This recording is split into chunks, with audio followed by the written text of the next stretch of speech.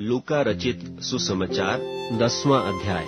और इन बातों के बाद प्रभु ने 70 और मनुष्य नियुक्त किए, और जिस जिस नगर और जगह को वह आप जाने पर था, वहां उन्हें दो दो करके अपने आगे भेजा।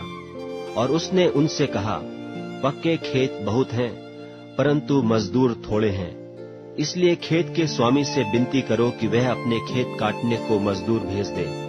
जाओ, देखो मैं तुम्हें भेड़ों की नाई भेड़ियों के बीच में भेजता हूँ। इसलिए न बटुआ, न झोली, न जूते लो, और न मार्ग में किसी को नमस्कार करो। जिस किसी घर में जाओ, पहले कहो कि इस घर पर कल्याण हो। यदि वहां कोई कल्याण के योग्य होगा तो तुम्हारा कल्याण उस पर ठहरेगा, नहीं तो तुम्हारे पास लौट आएगा।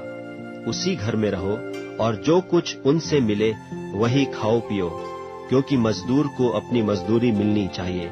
घर घर ना फिरना। और जिस नगर में जाओ और वहां के लोग तुम्हें उतारें, तो जो कुछ तुम्हारे सामने रखा जाए वही खाओ। वहां के बीमारों को चंगा करो, और उनसे कहो कि परमेश्वर का राज्य तुम्हारे निकट आ पहुंचा है। परंतु जिस नगर में जाओ और वहां के लोग तुम्हें ग्रहण न करें, तो उसके बाजारों में जाकर कहो कि तुम्हारे नगर की धूल भी जो हमारे पांवों में लगी है, हम तुम्हारे सामने झाड़ देते हैं। तो भी यह जान लो कि परमेश्वर का राज्य तुम्हारे निकट आ पहुंचा है। मैं तुमसे कहता हूं कि उस दिन उस नगर की दशा से सदोम की दशा सहने योग्य होगी। हाय खुराजीन, हाय बैतसैदा, जो सामर्थ के काम तुम में किए गए, यदि वे सूर और सैदा में किए जाते, तो टाट ओढ़कर और राख में बैठकर वे कब के मन फिराते। परंतु न्याय के दिन तुम्हारी दशा से सूर और सैदा की दशा सहने योग्य होगी। और हे कफरनहूम, क्या तू स्वर्ग तक ऊंचा किया जाएगा? तू तो अधोलोक तक नीचे जाएगा।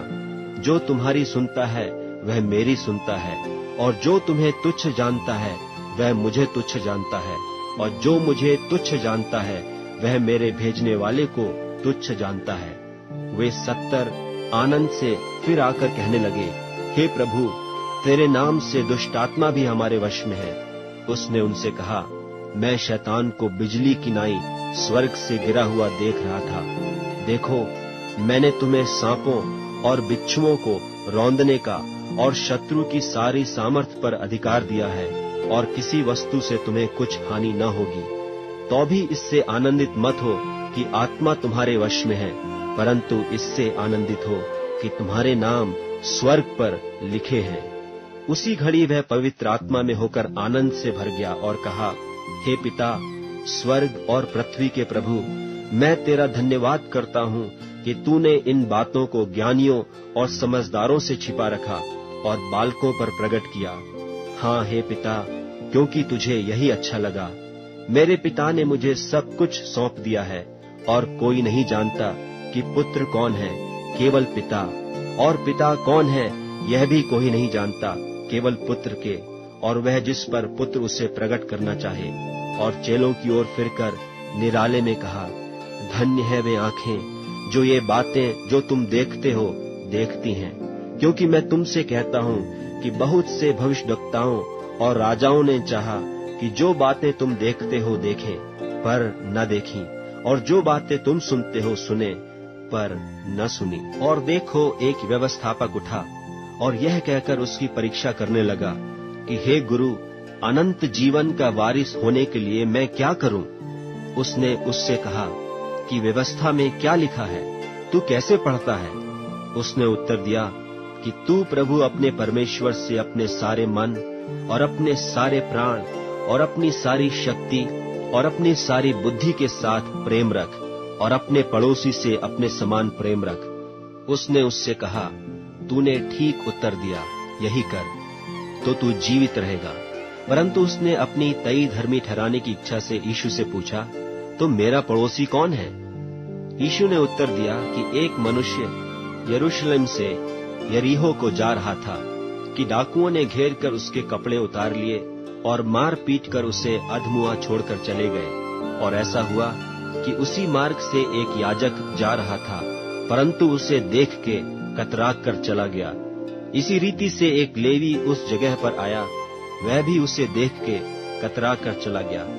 परंतु एक सामरी यात्री वहां आ निकला और उसे देखकर तरस खाया और उसके पास आकर और उसके घावों पर तेल और दाखरस डालकर पट्टियां बांधी और अपनी सवारी पर चढ़ाकर सराय में ले गया और उसकी सेवा टहल की। दूसरे दिन उसने 2 दिनार निकालकर भटियारे को दिए और कहा, इसकी सेवा टहल करना, और जो कुछ तेरा और लगेगा वह मैं लौटने पर तुझे भर दूंगा।